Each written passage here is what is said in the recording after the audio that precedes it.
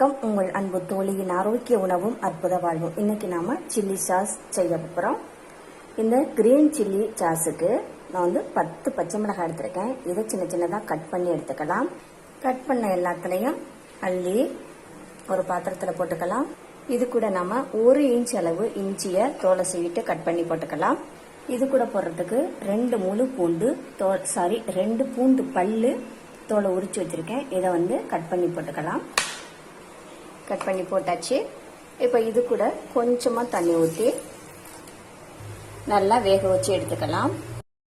Okay, எல்லாம் நல்லா வெந்துருச்சு. இப்போ இதை ஆற வச்சு நம்ம மிக்சி ஜாரில் போட்டு நைஸாக அரைச்சிக்கலாம்.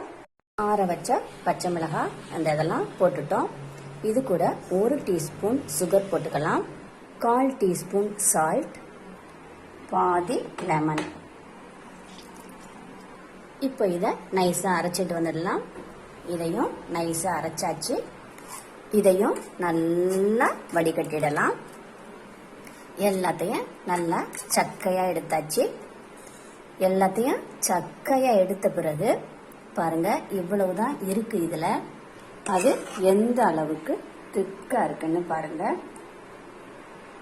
இப்போ இதை லைட்டாக ஹீட் பண்ணி இன்னும் கொஞ்சம் திக்னஸ் படுத்திக்கலாம்.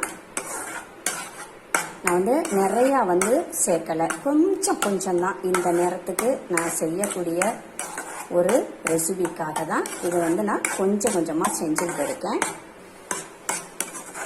நல்ல ஒரு வாசனை கமகமன்னு வருது. ஓகே, நம்ம நினச்ச அந்த திக்னஸ் கிடைச்சிருச்சு. இப்போ இதை வேற ஒரு குட்டி பவுலில் மாற்றிக்கலாம்.